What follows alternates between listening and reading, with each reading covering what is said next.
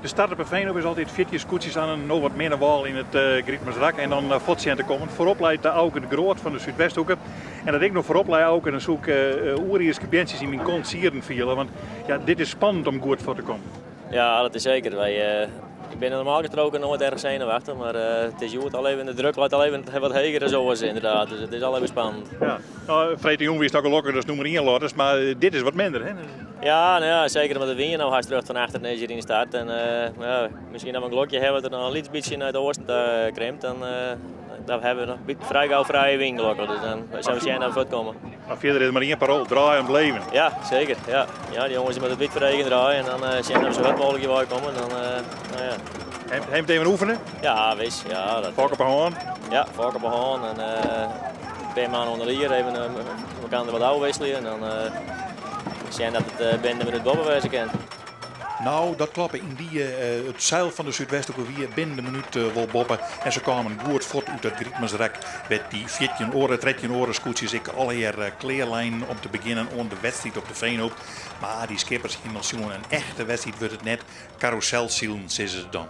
En het eerste ploegje dat ging aardig op die achter elkaar voort. Maar daarachter, daar wachten ze even. Daar bleuren ze, krijg een beetje lezen. Daar komen de eerste 6 komen eruit. Maar die oren fjouwer en de minder nog fjouwer, die komen daar wat achteraan.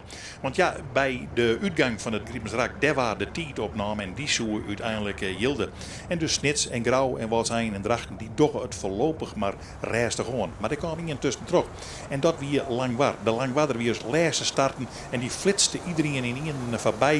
En die flitste naar voren. En toen wisten die oren dat ze aansluiten moesten om genoeg in de tietsector te zitten om daar te komen. Maar Snits en Grauw, je hoort beide toch favorieten in dit geheel. Ze konden net echt naar voren komen. Naar voren, naar die eerste 6 scootjes die ter wien. Met Jereveen en de Jouren al achter Akkerem zitten. En waarbij Lodewijk Meter nog meetelde. Maar Zuidwesthoek lei voorop. En ik vond het eigenlijk wel een veilige voorsprong. Want Lemmer die maken eerst nog geen aanstalten. Maar ja, de Zuidwesthoek, daar hadden ze nou en dan toch even, net op dit moment, maar letter wel, achterom zien van wat er aan de hand is. Maar voorlopig lees je vooruit. En dan zei het ook de Groot, dan mag ik gewoon vooruit zien. En hij leidt dan wel een mooi eindje voor. Maar daar komt Lemmer aan. En Lemmer had een vlaagje. En die komt hultiet dichterbij. Hij komt net dicht genoeg, maar hij komt er aardig dichtbij. Mooi vlaagje op de wiede Draksterieën. Dan gaat Lodewijk Meter de strijd om met Jouren en Jereveen. En beide hebben heel soort werk om Lodewijk Meter aan de kant te krijgen. Dat redden ze voorlopig nog net op. Maar de jousters zitten op het vinkentouw. En dan komen al die oren. Dan komt Snits, dan komt Grauw, dan komt Langwaard. Daar zitten ze al hier een beetje aan te squorren om naar voren te komen. Want ja, ze weten dat die tietsector hield. Dat hield ik een beetje van Akkerem. Die rekt het eerst wat achterop bij de eerste beiden. Maar dan is er bij de tonnen bij Stobbehoek nog mooi op het derde plakje. En heel voorzichtig zielen alles zo mooi mogelijk doen. En dat hield ik van die oren die er achteraan komen. De Jouren sluiten een beetje aan. En Jereveen sluit een beetje aan. En daar beneden daar zitten al die oren alweer. Die willen zo gauw mogelijk hierheen. Maar dan slaat Lemmer de slag. Die krijgt het vlaagje weer in Akkerem. Ik bij de kont van de Zuidwesthoek komt.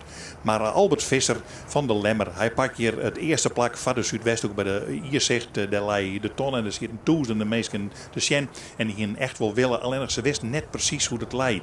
De Lemmer lei voorop. Dat zeggen ze wel. En de Zuidwesthoek erachter. Maar hoe zit dat dan met het tijdsverschil? Want Akkerem, ja, die weet toch wat letter starten. En is dichterbij kwam. Zou die dan de winnaar werden? Maar ja, het spul rekken wordt uit elkaar. Ja, nee, net de Lemmer. De Lemmer die kon wat verder voort en wat verder voort.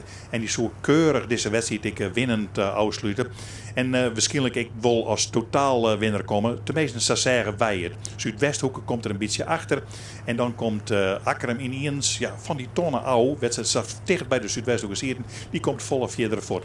Maar dan ben dit de beide man die ineens in mijn telling tenminste aan kop van het dijklassement stien. Dat wie een Snits en Langwaar. Maar die wie een samen minuten na de eerste start. En die ziet nou dichterbij. En die ging hier oer Lodewijk Meter heen. En die liek je op wij naar een hele mooie oerwinning.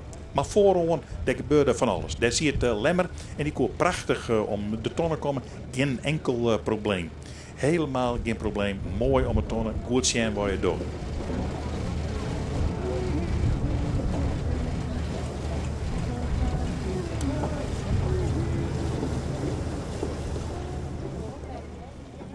En dan komen die oren die komen in een totale stilte te lezen. Die komen achterin, die komen net dichterbij. Ja, Snits en Langwar die kunnen een beetje op een kont van Heerenveen al jaren. En bij de Jouren komen ze dichterbij.